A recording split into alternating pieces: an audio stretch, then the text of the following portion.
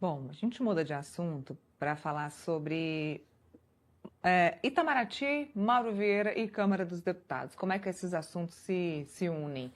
A Comissão de Relações Exteriores da Câmara aprovou um requerimento para convocar o chanceler Mauro Vieira a prestar esclarecimentos sobre um documento do Itamaraty que admitiu o risco de uma ação militar dos Estados Unidos contra as facções criminosas PCC e Comando Vermelho. O pedido foi apresentado pelo deputado Luciano Zucco, que cobra explicações sobre a avaliação feita pelo Ministério das Relações Exteriores. O deputado também questiona a posição do governo brasileiro diante da possibilidade de uma intervenção militar norte-americana. A discussão ganhou força, vamos lembrar, depois que o Itamaraty enviou à Câmara uma resposta informando que há sim o risco de uma ação dos Estados Unidos aqui no Brasil. Para o Luciano Zucco, a manifestação do Ministério foi insuficiente e ele afirma que a chancelaria se limitou a uma resposta genérica, dizendo que Itamaraty fez uma peça decorativa. Lembrando também que os Estados Unidos se manifestaram sobre esse assunto. A polêmica acabou aumentando depois que o governo norte-americano rebateu a posição do Itamaraty. O Escritório para Assuntos do Hemisfério Ocidental do Departamento de Estado americano classificou como absurda a interpretação de que o país pretenda realizar uma intervenção militar aqui no território brasileiro. E aí, Felipe, eu já passo a palavra para você, porque ontem falamos sobre o Itamaraty aqui e de como o chanceler Mauro Vieira vem atuando muito conjuntamente com o presidente Lula. Nossa discussão aqui rendeu muitos comentários nas redes sociais, a galera ficou indignada, muita gente para um lado, muita gente para outro, assim, com os nossos comentários aqui sobre como o Itamaraty vem atuando nesse governo Lula, sobre a independência do Itamaraty e como agora a diplomacia brasileira vem trabalhando junto às relações com outros países. Aí eu já passo a pergunta para você. Você concorda que o ministro Mauro Vieira, chanceler Mauro Vieira, fez uma peça decorativa? Eles estão exagerando nessa possibilidade dos Estados Unidos intervirem aqui no Brasil? Certamente, Nila, certamente. Eu creio que tem duas narrativas muito claras aí, da direita e da esquerda, né? A esquerda era contra que os Estados Unidos nomeassem o PCC, Comando Vermelho, como organização terrorista, né? A esquerda era contra, achando, né, que os Estados Unidos pudessem, né, intervir no Brasil, como fez na Venezuela, né? Imagina, vinha um avião norte-americano jogar bomba nos morros cariocas ou nas grandes periferias de centros urbanos das grandes cidades brasileiras, né? Não tem como fazer isso, isso não existe, isso é narrativa fantasiosa total. E já a direita, por outro lado, né, achava que ia ser fácil convencer os Estados Unidos a chegar num acordo e fazer algumas medidas pontuais, colaborativas dos Estados Unidos com o Brasil contra as facções criminosas. Por que é fantasioso? Primeiro que é fantasioso porque a PCC, o Comando Vermelho, né, eles se profissionalizaram, Neila. Eles não estão mais como estava antigamente, né, dentro só nas favelas. Pelo contrário, eles estão em grandes empresas, estão em fundos de investimentos, estão em vários países diferentes, em várias capitais mundiais, né? O líder do PCC, do Comando Vermelho, não estão sem camisa, com uma regatinha do time de futebol, com uma arma, um fuzil dando tiro para o alto. Isso não existe. Eles estão, pelo contrário, estão na sua cobertura em Nova York, dando ordem para os seus soldados no Brasil e no mundo todo para atuarem no crime. Então, ou seja, claro que é fantasioso. Claro que isso não existe, né? Agora, por que os Estados Unidos resolveram, né, colocar a nomenclatura de terrorista no PCC e no Comando Vermelho? Para facilitar operações dos Estados Unidos em espaço americano, né? Ou seja, você viu o que aconteceu recentemente, né? Por meio dessa classificação, eles conseguiram, né, bloquearem ativos financeiros de empresas do PCC nos Estados Unidos. É isso que vai fazer e vai continuar sendo dessa forma. Então, infelizmente, quando você vê o Itamaraty indo para essa narrativa, né, frágil de esquerda, você vê que o Itamaraty, que é um dos poucos cargos de carreira estruturante de Estado, está indo para a partidarização, né? Eu nunca vi o Itamaraty, Neila, olha que eu acompanho política internacional já tem algum tempo, eu nunca vi o Itamaraty fazer uma nota que fez contra a ida do Flávio Bolsonaro ao foro de discussão do Departamento de Comércio dos Estados Unidos, chamando o Flávio Bolsonaro de traidor da pátria, né? Chamando o Flávio Bolsonaro de traidor da pátria, a história não esquecerá. Olha o termo que o Itamaraty utilizou, né? O burocrata do Itamaraty, o diplomata, pode até achar isso, né? Mas exteriorizar isso não dá para aceitar, não dá para aceitar. E, infelizmente, o Mauro Vieira, indo para essa narrativa do Lula e de parte do PT, nem parte da esquerda, parte do PT mesmo, parte do Lula, achando que vai ter ação militar dos Estados Unidos depois da decretação de organização criminosa do Comando Vermelho, é um absurdo, né? Não tem nenhuma lógica isso. Infelizmente, o Itamaraty e o Mauro Vieira estão indo para o caminho muito errado sobre esses assuntos. E eu quero ouvir a opinião do Renato também, assim, a sua opinião sobre a questão do trabalho e a atuação do Itamaraty nesse caso específico. É a segunda nota que o Itamaraty divulga, deixando muito claro nomes, inclusive da outra vez falou de Eduardo, de Flávio, dessa vez falou sobre Flávio. Eu também não me lembro, não me recordo do Itamaraty trabalhar dessa forma e quero ouvir sua opinião sobre esse assunto, da forma de atuação do Itamaraty neste momento.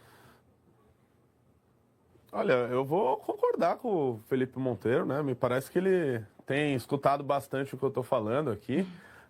E não está falando tanta bobagem, está falando bastante coisa certa. Olha, eu aprendi ao longo da Faculdade de Relações Internacionais que o Itamaraty ele vivia um isolamento burocrático, que era um órgão muito técnico, que por mais que haja qualquer tipo de mudança de governo partidária, que o Itamaraty ele se mantém estritamente técnico em suas notas, em manter aqueles princípios da política externa brasileira firmes, né, de não intervenção, de paz, né? E não me parece que isso está ocorrendo agora no atual governo. Esse tipo de nota, primeiro, falando sobre uma ação militar dos Estados Unidos no Brasil. Olha, primeiro que, digamos que isso fosse verdade, tá? Não me parece que isso é muito positivo para o governo Lula. Eu acho até que a população ia até comemorar se fizessem alguma coisa contra as facções criminosas aqui no Brasil, tá? Esse sonho que eles pintam nessa nota, né, para muitos ia ser bem-vindo aqui, né? Porque as pessoas estão, de fato, cansadas, né, com as facções e querem medidas mais enérgicas por parte do governo ou de quem quer que seja. Mas é óbvio que isso é uma fantasia, isso não vai ocorrer, né? O objetivo dos Estados Unidos, acho que o Felipe deixou bem claro, né, é de tratar essas questões do PCC, de Comando Vermelho, dessas organizações, no que envolve o interesse americano, dentro do território americano, né? Então, isso é absolutamente fantasioso, né? Eu, sinceramente, não imagino o que o chanceler Mauro Vieira vai falar sobre esse tipo de possibilidade à Câmara dos Deputados. Da mesma forma, também é preciso dizer que, por parte do bolsonarismo, eles pintaram essa nomenclatura que foi dada pelo governo norte-americano, e que, veja, eu concordo que o governo brasileiro deveria classificar, ou poderia classificar essas organizações de tal forma. Agora, eu não posso acreditar que o fato de um governo fora do Brasil fazer essa classificação vai mudar alguma coisa na nossa realidade de segurança pública aqui. Isso sim é uma ficção. Agora, o bolsonarismo pintou isso como se fosse a solução dos nossos problemas, que foi um golaço do Flávio Bolsonaro. A própria pré-campanha do Flávio Bolsonaro chegou a postar vídeos, do meu ponto de vista, patéticos, feitos de inteligência artificial, onde o Flávio Bolsonaro estava... primeiro ele estava, né, pegando o Neymar lá num campo de futebol, e depois ele estava metralhando ou acabando com o crime organizado no Rio de Janeiro, que é patético, com a ajuda dos Estados Unidos, por causa dessa classificação. O fato é que o brasileiro ele foi muito enganado no meio dessa discussão, seja por parte do petismo, que falava numa possibilidade de ação militar no Brasil, seja por parte do bolsonarismo, de que isso seria algum tipo de solução para os nossos problemas. Não é. Né? Isso foi feito pelo governo Trump visando o interesse americano, conforme o Trump sempre faz em todas as suas ações, privilegiando poucos aqueles que são os seus aliados. Agora, vou continuar aqui com o Renato, porque é o seguinte, a gente está criticando aqui, nós três estamos com a mesma posição aqui a respeito da atuação do Itamaraty, mas não houve antes nenhuma movimentação de brasileiros tentando uma interferência com o governo qualquer que seja, nesse caso específico norte-americano, antes. Essa resposta do Mauro Vieira e do Itamaraty se faz necessária ou poderia ser uma justificativa por conta desse tipo de intervenção que não existiu no passado? Olha, Neila, eu vivi bastante o que foi o impeachment da Dilma, e eu me lembro muito bem dos parlamentares petistas, né, de advogados, de políticos de toda sorte, à época ligados à esquerda, de irem em fóruns internacionais, de pedirem, pelo amor de Deus, para quem quer que seja fora do Brasil. E eu não vi, naquele momento, o Itamaraty agir dessa maneira. Ainda mais com esse tipo de nota, né? Que, veja só, aqui a gente pode, nós, enquanto comentaristas, entrar no mérito. Se o Flávio Bolsonaro, o Eduardo, se o Paulo Figueiredo são traidores da pátria ou não. Agora, não se pode esperar isso de um órgão de Estado brasileiro como o Itamaraty. Então, eu não consigo ver qualquer tipo de justificativa para esse tipo de medida aí do Itamaraty. Eu quero ver, Felipe, você responder o chat do Metrópolis depois dessas nossas respostas. Porque os caras estão me xingando de novo para variar ou estou mais leve?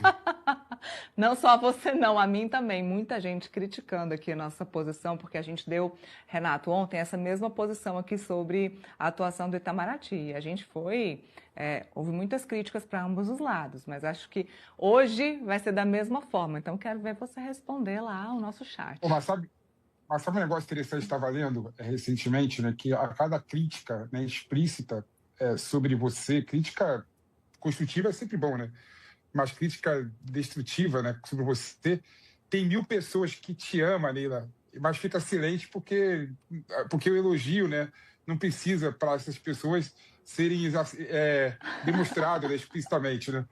A gente está muito amado. Pessoas criticando a gente, isso está muito amado. A gente está muito amado. Estamos muito amados. Obrigada aí para as redes, tá? Estamos muito amados. Obrigada, Felipe, você aqueceu meu coração. Bom, eu quero também... Só um ponto. Sim. Só um ponto que eu quero só pontuar aqui em relação ao que o Renato colocou, talvez seja a nossa única divergência sobre esse assunto, né?